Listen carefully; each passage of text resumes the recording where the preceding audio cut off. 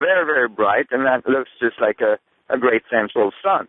And so, I studied it, and I found that this cycle of the sun, which is an 11-year cycle, where every 11 years the sun flips its poles, it was going to probably be a very marking event in our evolution, that the sun was going to undergo some changes as a result of its passing through the equator of the galaxy. Our sun is moving out from the center of the galaxy in a great spiral, and it passes through the equator. Now, at the equator of the galaxy, there's a point where there's very, very high density, meaning there's more dust, there's more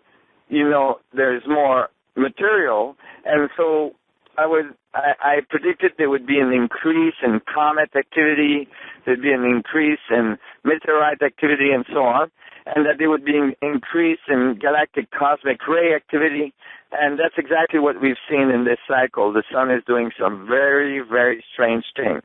It got very, very hot and stayed hot after the pole shift in 2001, and since it's an 11-year cycle of the pole shift, that made the next pole shift 2012, and instead of getting cooler after the pole shift like it usually does, it stayed hot, and then all of a sudden, about a year and a half ago, it cooled down dramatically, and now, it's the coolest it's ever been in all of the history that we've been recording the temperatures on the sun.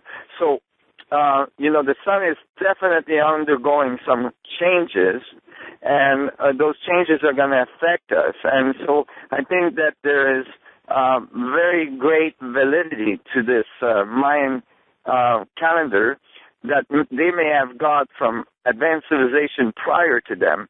And, there's no reason why it would be accurate and very accurate for all the other cycles and not for the very large cycle.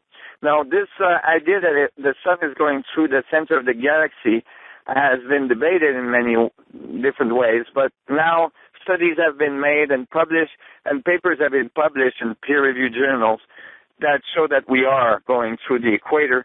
Some of these papers show that there seems to be a correlation between great catastrophes on our planet and the passing of the equator of the galaxy by our sun.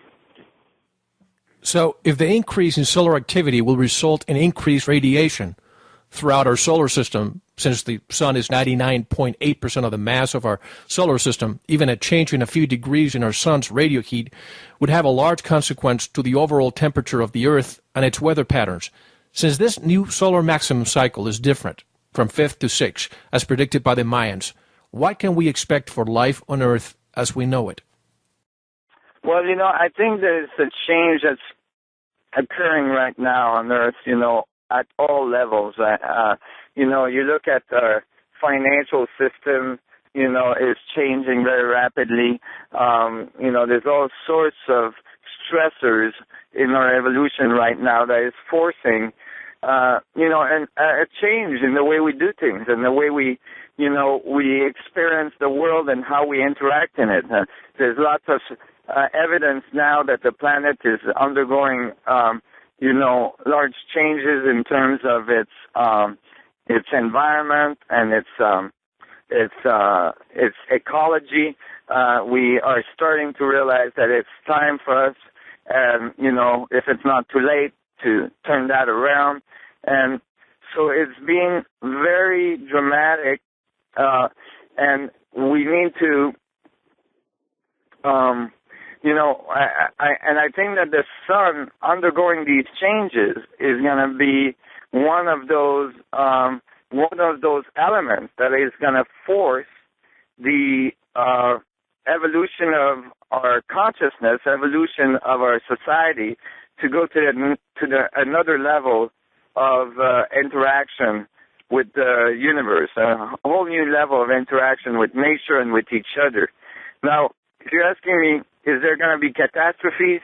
I think there's many things in the universe on our planet at this time that can produce large catastrophes. I mean, the meltdown of the glaciers of the Greenland region is certainly one of those catastrophes in the making, and so there's many things that can occur, but certainly our capacity to deal with these issues, our capacity to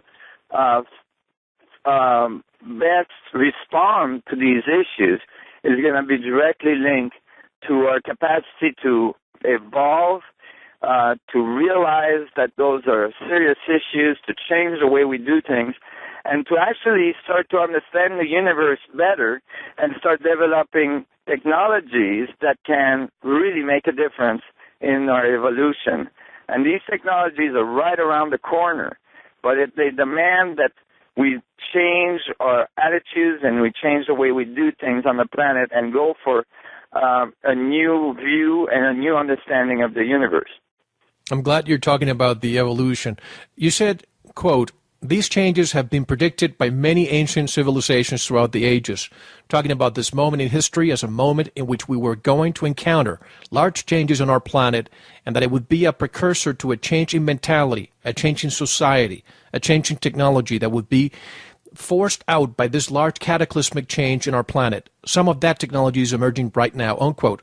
Can you be more specific about this release of technology, which sounds to me like a new renaissance? Do you mean anti-gravity technology, and what else?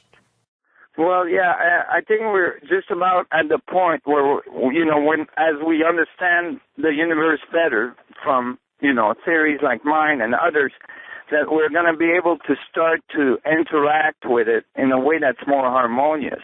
Instead of thinking we got to fight against gravity, for instance, to send a rocket into space, maybe we'll start to be able, and I'm actually very convinced very soon, that we will be able to start controlling gravitational fields, producing our own gravitational fields and controlling them, so that we can actually levitate our stuff right off the planet. And that might sound really like out there and Jetson-like and all this, but remember, for instance, if you went to that beach and, near that lake where the Wright brothers flew the first plane, and you went there like a week prior to them doing that, and you told the locals there that two brothers were going to show up with some kind of weird apparatus and that they were going to actually lift thousands of pounds of material off the ground into the air. They think you were crazy.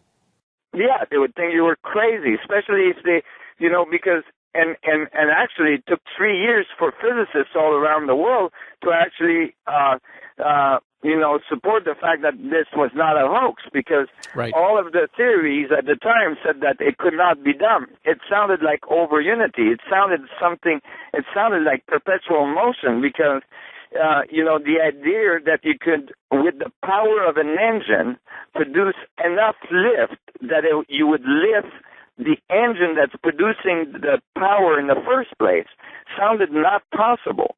And so it took a long time. But the fact is that it was done. And shortly after it was done, we started to, move mail using planes, and eventually we started to move people pretty rapidly after, and it eventually produced jumbo jets and rockets and so. But we can think about the same. That